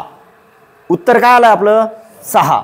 तर जे काही उत्तर आलं असेल त्याची बेरीज 6च व्हायला पाहिजे. आपलं उत्तर काय आलंय 5,10,000. 5,10,000 मध्ये आकडे काय काय आहे 5 आणि 1 5 आणि 1 ची बेरीज काय होते आलं उत्तर करेक्ट. म्हणजे याचा अर्थ आपण कुठलाही गुणाकार कुठलीही बेरीज कुठलीही वजाबाकी करू त्याच्या डिजिटल समने आपण एका सेकंदामध्ये तपासून पाहू शकतो की आपलं उत्तर बरोबर आहे का चूक. त्याच्यासाठी कॅल्सीची गरज नाही. नाही समजलं पुन्हा एकदा समोर लक्ष. छोटं उदाहरण घेऊन समजून सांगतो. 49 गुणिले 42 असं उदाहरण आहे समजा. 9 दुने 9 दुने 18, चला 4 दुने 9 चोक 36 आणि 8, 36 आणि 8 44, 44 आणि 1, चला 4 चोक 16 आणि 4 20. हे उत्तर आलं आपलं. आता आपल्याला चेक करायचं आहे की आपलं उत्तर बरोबर आहे का. मग बेरीज किती होते? 9 आणि 4 13 म्हणजेच 4, 13 म्हणजेच 4, 4 आणि 2 6 चोक 6 चोक 24 म्हणजे 4 आणि 2 24 म्हणजे 4 आणि 2. याची बेरीज किती यायला पाहिजे? 6च यायला पाहिजे. इथं उत्तर काय आलं? 24 म्हणजे 6. उत्तर 6 आलंय ना. जर का याचं उत्तर 6 आलेलं आहे बघा, हा आला 4, 4 कसा आला पुन्हा एकदा लक्षात घ्या. 9 4 9 4 13, 13 म्हणजे 3 आणि 1 4, हा आला 4, 4 आणि 2 मग 4 आणि 6चा गुणाकार 6 चोक 24 म्हणजे 4 आणि 2. याची बेरीज किती झाली पाहिजे? याला म्हणतात टॅली. आपलं उत्तर बरोबर आहे का नाही हे टॅली तुम्ही इथे करू शकतात. 8 5 13 आणि 2 13 आणि 2 15 म्हणजे 5 आणि 1 आलं का तिकडे 6. याला म्हणतात डिजिटल सम. म्हणजेच तुम्ही आकड्यांच्या बेरजेवून आपले उत्तर टॅली करू शकतात. आज नंतर केव्हाही गणित करणार तुम्ही, एखादं गणित झाल्याच्या नंतर त्याच्या आकड्यांची बेरीज करून तुम्ही जर टॅली केलं तर तुम्हाला उत्तर मिळणार आहे. ठीक आहे. एक गेम आपण या ठिकाणी खेळणार आहे आणि आजचं सेशन मी फक्त थोडंसं 2 मिनिटं त्याच्यानंतर बोलून संपवणार आहे. मित्र, आता आपण 5 संख्या घेणार आहे. किती संख्या घेणार आहे? 5. त्या 5 संख्यांमध्ये 3 संख्या तुम्ही सांगणार आहे आणि 2 संख्या मी सांगणार आहे. 3 संख्या तुम्ही सांगणार आहे, 2 संख्या मी सांगणार आहे. पण त्या 5ही संख्यांची बेरीज काय होणार आहे हे मी तुम्हाला अगोदरच सांगणार आहे. मग संख्या तुम्ही कोणतीही सांगू शकतात. फक्त किती अंकी घ्यायच्या हे ठरवून घेऊ. किती अंकी घ्यायच्या? हा, किती अंकी संख्या घ्यायच्या? 5 अंकी. 5 अंकी संख्या घेतोय आपण. आता 5 अंकी संख्या घेताना मी आपल्या खेळाचे रूल्स अँड रेग्युलेशन इथे लिहून देतो की पहिली संख्या तुम्ही सांगणार आहे. पहिली संख्या कोण सांगणार आहे? तुम्ही. 5 अंकी कोणतीही संख्या तुम्ही सांगणार आहे. त्याच्यानंतरची संख्या सुद्धा तुम्ही सांगणार आहे. त्याच्यानंतरची संख्या मी सांगणार आहे. त्याच्यानंतरची संख्या तुम्ही सांगणार आहे आणि त्याच्यानंतरची संख्या मी सांगणार आहे. मात्र याची जी टोटल होणार आहे ही टोटल आपण अगोदरच सांगून ठेवणार आहोत. अगोदरच सांगून ठेवणार आहोत. ठीक आहे. सांगा 5 अंकी कुठलीही संख्या.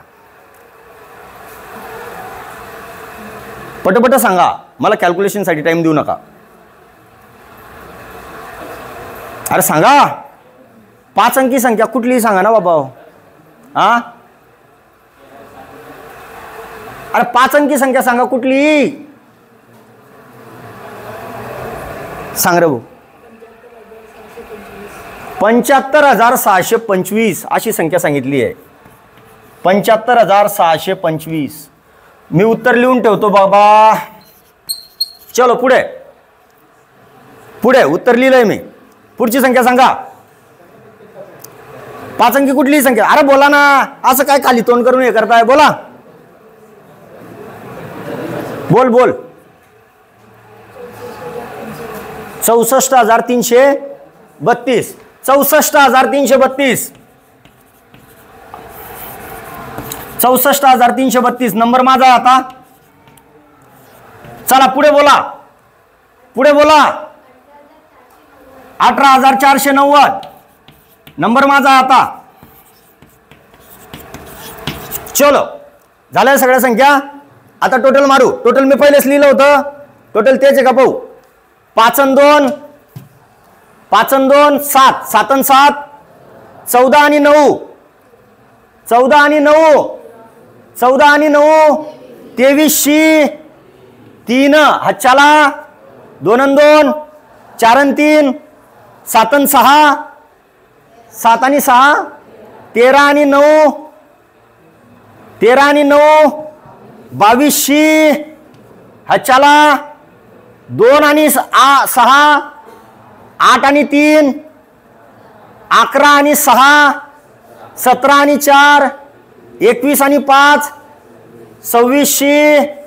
हच्चाला 2 आणि 5, 7 आणि 4, 7 आणि 4, 11 आणि 5, 16 आणि 8, 24, 24, 17 आणि 8, चुकलं बरं काहीतरी, 2 आणि 5, 7, 7 आणि 4, 11, 11 आणि 5, 16, 16 आणि 8, 24, 24 आणि 1, 25, हच्चाला 2 आणि 7, 9, 9 आणि 6, 15, 15 आणि 3, 18 आणि 1, 19 आणि 8, करेक्ट, बरोबर.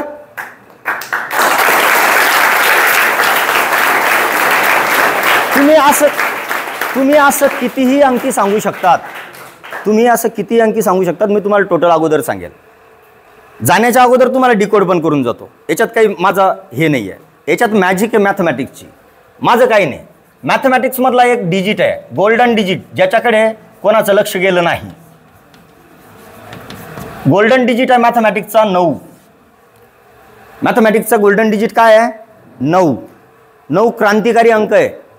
लक्षात घ्या, 13 या संख्येतल्या अंकांची बेरीज काय होते? 1 आणि 3, 4, आणि 13 मधून 9 वजा केले तरी होतो 4, बरोबर.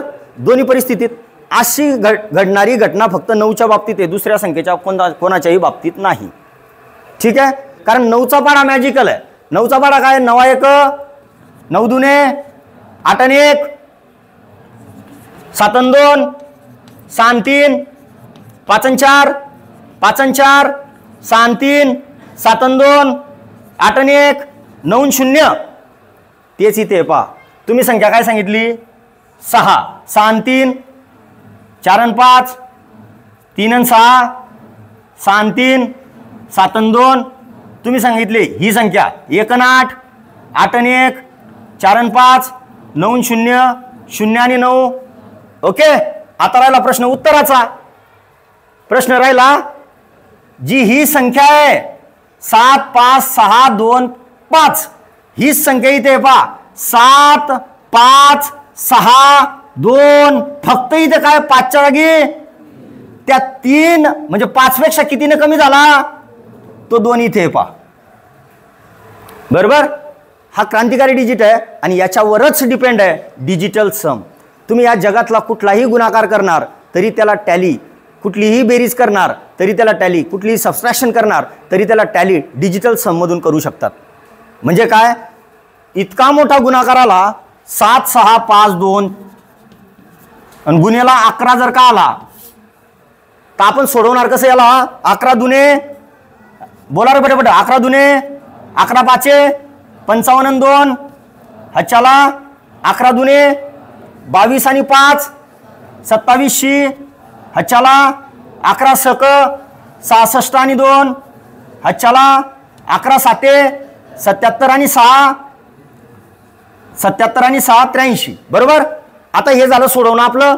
सोडवून झालं का? आता आपल्याला चेक करायचं आहे बरोबर आहे का चूक आहे. घरच्या घरी आपलं विदाऊट कॅल्सी चेक करायचं आहे. बेरीज करा. 7 आणि 6, 7 आणि 6, 13 आणि 2, 15 आणि 5, 20 आणि 2, 22 म्हणजे 2 आणि 2 झालं.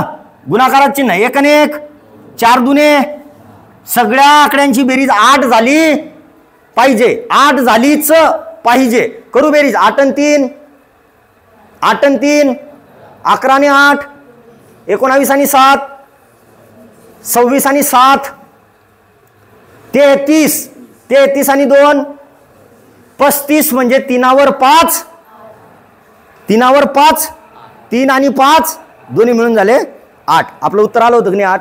तुम्ही उत्तर चेक करू शकतात. गोष्ट क्लिअर आहे? हो, आलो, फक्त 10 मिनिटात आटपतो. हो हो. आता अजून पहा, अजून एक मॅजिक दाखवतो. 1च्या सिरीजला लागू होते ती. आता हा गुणाकार मी पाडा म्हणून केला होता का नाही? हा गुणाकार मी पाडा म्हणून केला होता ना? पाडा म्हणून केला होता ना? आता विदाऊट पाडा बघा, समोर लक्ष द्या. पहिला 2 जशाचा तसा, पहिला 2 जशाचा तसा, पहिला 2, 5 आणि 2 आला का? 5 आणि 2 आला का? 6 आणि 2 आला का? 7 आणि 6, 7 आणि 6 1380 हातच्याला 7 आणि 1 झाला काम. गुणाकार असा होईल.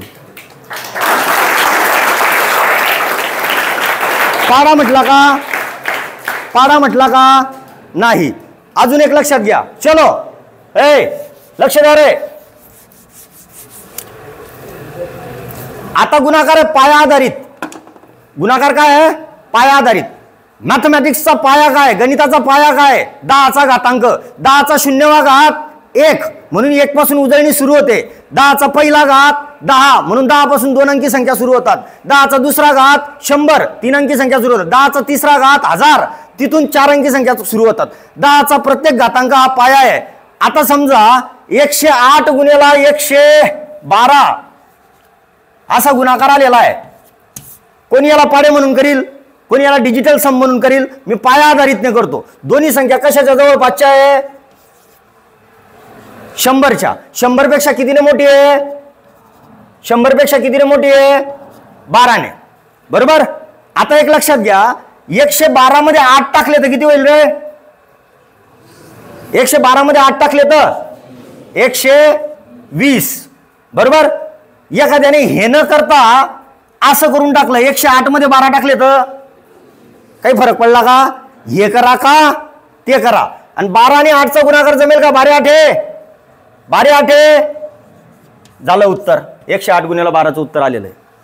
बरोबर. हे झालं पाया आधारित गुणाकार पद्धत. जेव्हा पायाच्या आजूबाजूच्या संख्या येतात, म्हणजे 100च्या आजूबाजूच्या संख्या आल्या, 200च्या आजूबाजूच्या संख्या आल्या, 300च्या आजूबाजूच्या संख्या आल्या, तर आम्ही गुणाकार या पद्धतीने करतो.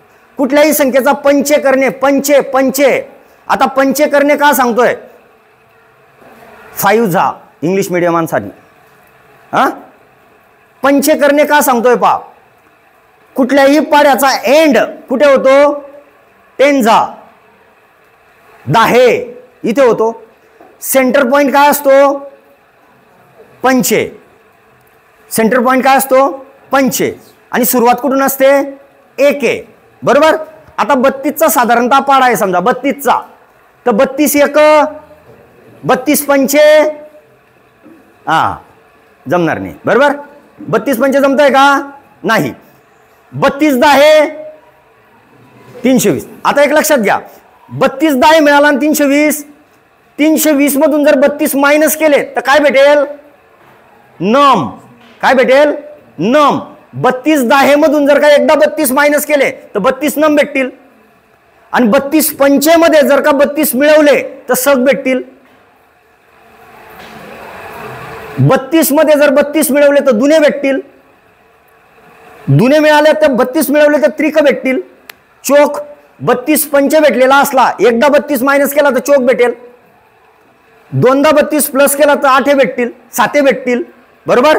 तर मी तुम्हाला सांगतोय पंचे करणे. कुठलाही पाडा कसा तयार करतात ते सांगून देतो तुम्हाला. याच्यानंतर तुम्ही 1 ते 100 पर्यंत कुठलाही पाडा तोंडी करू शकाल.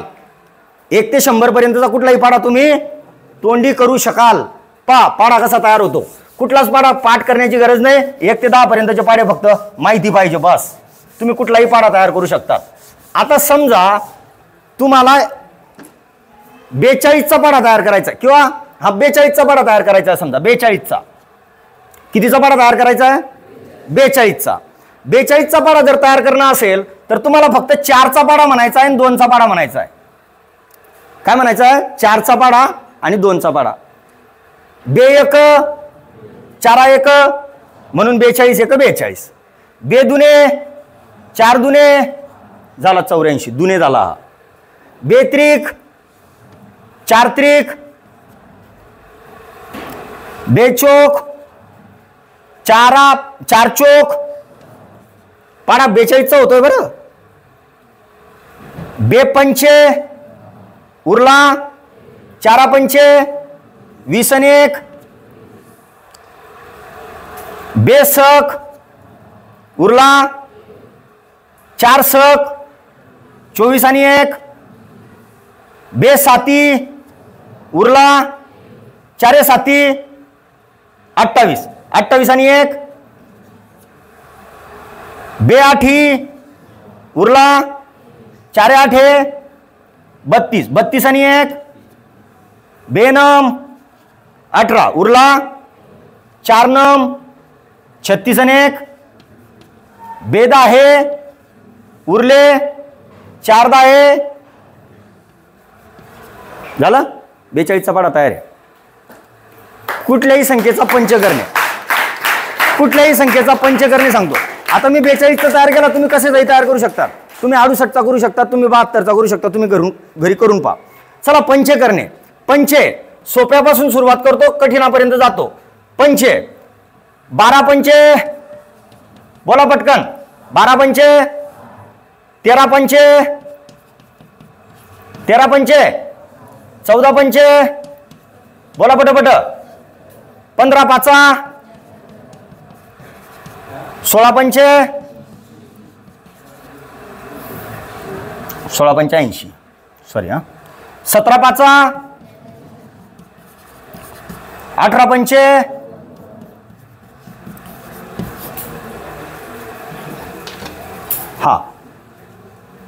42 पंचे 42 पंचे 55 पंचे 123 पंचे 1024 पंचे. इथपर्यंत बोलले तुम्ही. इथून बंद झालं ना, आता ऑन होईल. पा झापड्या मोकळ्या. 12च्या निम्मे 13च्या निम्मे 13च्या निम्मे पटपट अर्धा करा त्याला, अर्धा कापा. 14च्या निम्मे 15च्या निम्मे 16च्या निम्मे 17च्या निम्मे 18च्या निम्मे. पॉइंट आला तर काढून टाका, नाही आला तर शून्य ठेवा. पॉइंट आला तर काढून टाका, नाही आला तर पॉइंट आलाय का शून्य ठेवा. आलाय का काढून टाका. आलाय का नाही शून्य ठेवा. आला असेल तर काढून टाका. आलाय का शून्य ठेवा. आलाय का काढून टाका. नाही आला असेल तर शून्य ठेवा. पा इकडचे पंचे आणि तिकडचे पंचे सारखे दिसतील. तिकडे पंचे कशातून म्हटले तुम्ही? पाड्यातून. इकडे पाडा म्हटला का? पण आता पाड्यांमुळे हे पंचे इथपर्यंत आले. इथून काम चालतंय का? हे चालेल. 42च्या निम्मे 42च्या निम्मे 21 पॉइंट आला का शून्य ठेवा. काम तमाम. 42 पंचे जमला तुम्हाला. 42 पंचे जमत नाही, पण 42च्या निम्मे तर जमतो ना. 42च्या निम्मे केला तर पंचे भेटतो ऑटोमॅटिक. बरोबर. आता 42 पंचे भेटण्याचा फायदा काय होईल? तर 42 पंचे 420 आला. 42 पंचे 200 सॉरी यार 42 पंचे 210 आला की नको? तर 210 मध्ये 42 मिळवले का 252 होईल. म्हणजेच तो सक आहे. आणि 42 पंचेमधून जर 42 मायनस केला तर चोक भेटणार. म्हणजे सक पण भेटतो, चोक पण भेटतो. आणि 42 दुनेला टेन्शनच नाही. 42 मध्ये 42 मिळवले का दुने भेटतो. 42 10ला टेन्शन नाही. 42 वर शून्य ठेवला की 10 भेटतो. 10 मधून 42 वजा केला म्हणजे नम भेटतो. बरोबर. म्हणजे 42चा पाडा मनातल्या मनात तयार होऊ शकतो. आणि नाहीच काही तुम्हाला तिकडे मी सांगितलेलंच आहे कसा 42चा पाडा तयार झाला तर. ओके. आता 55च्या निम्मे 50च्या निम्मे 50च्या निम्मे 25 5च्या निम्मे 2.5 25 आणि 2.5 27.5 123च्या निम्मे 100च्या निम्मे 50 50 23च्या निम्मे 11.5 50 आणि 11.5 61.5 61.5 1024च्या निम्मे 512 पॉइंट आला का? सगळे पंचे जमू शकतात. किती अंकी संख्या राहू? 2 अंकी राहू, 3 अंकी राहू, 4 अंकी राहू, 5 अंकी राहू, तुम्हाला पंचे जमू शकतात. बऱ्याचशा ट्रिक्स आहे. मी ट्रिक्स संदर्भात खरं तर तुमच्यासोबत जास्त बोलण्यासाठी नाही आलो, स्ट्रॅटेजी बोलण्यासाठी आलो होतो. मित्र हो, गणित जर आयुष्यात पक्क करायचं असेल, बेरीज वजाबाकी गुणाकार भागाकार या 4 क्रियांवर प्रभुत्व मिळवा. या 4 क्रिया म्हणजे नुसत्या ऑर्डिनरी ज्या आपणास दिसतात त्या नसून त्यांच्या डेप्थमध्ये जा. प्रत्येकाचे 5-5 उपप्रकार पडतात, त्याच्यावरती फोकस करा. जर तुम्हाला अपूर्णांकांचा गुणाकार जमला नाही तर तुम्हाला पर्सेंटेज कसं जमणार? शेकडेवारी जमणार कसं? पर्सेंटेज जमणार कसं? अपूर्णांकाचा गुणाकार नसेल तर. काळ काम मजूर, नळ पाण्याची टाकी, वेग वेळ अंतर याच्यामध्ये अपूर्णांकांची बेरीज वजाबाकी गुणाकार नाही जमला तर कसं जमेल? त्याच्यामुळे अपूर्णांकांची बेरीज वजाबाकी गुणाकार भागाकार हा गणिताचा पाया आहे. त्याच्यावर प्रभुत्व मिळवा. दुसरी कन्सेप्ट मी तुम्हाला सांगितली. आज जो अभ्यास करताय तो आजचा नाही. आज 8वी शिकू नका, 9वी शिकू नका, 10वी साठी शिकू नका. उद्याची तुमच्या आयुष्याची स्पर्धा परीक्षेची दालनं ही पूर्णपणे आजच्या अभ्यासावर डिपेंड आहे.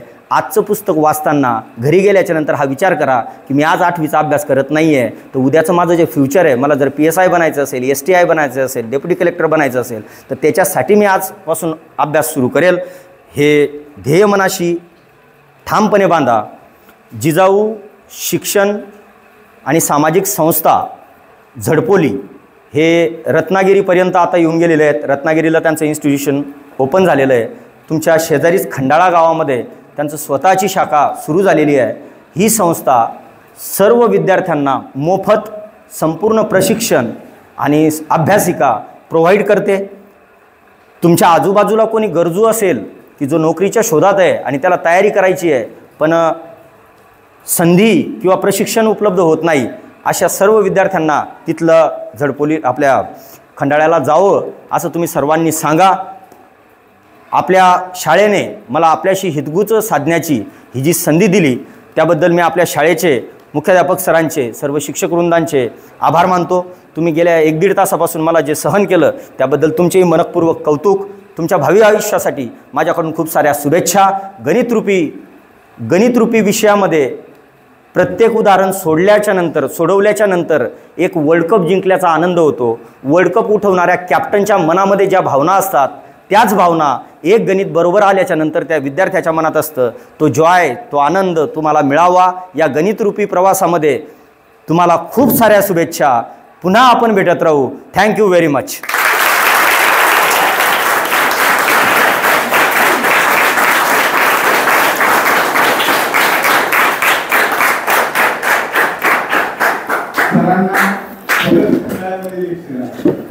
मी एकाच शब्दात वर्णन करेन की अफलातून आणि मुलांच्या शब्दातून जो व्यक्त करायला तर हॅट्स ऑफ.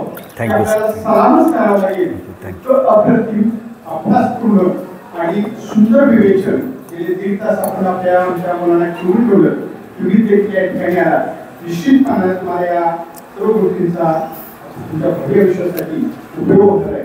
परत आपण या विषयावरती बोलत राहू. कारण सरांना पुढे लगेच लेक्चर आहे.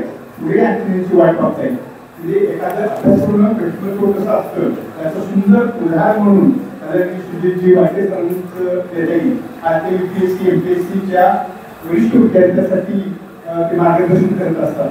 आपण याच विषयावरती परत जिजाऊवरती बोलू. तर त्याची माहिती आपल्यापर्यंत आलेली आहे.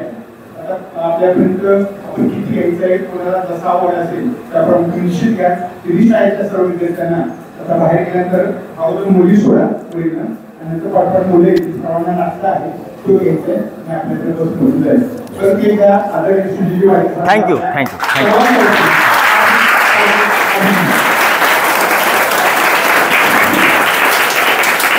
चलो.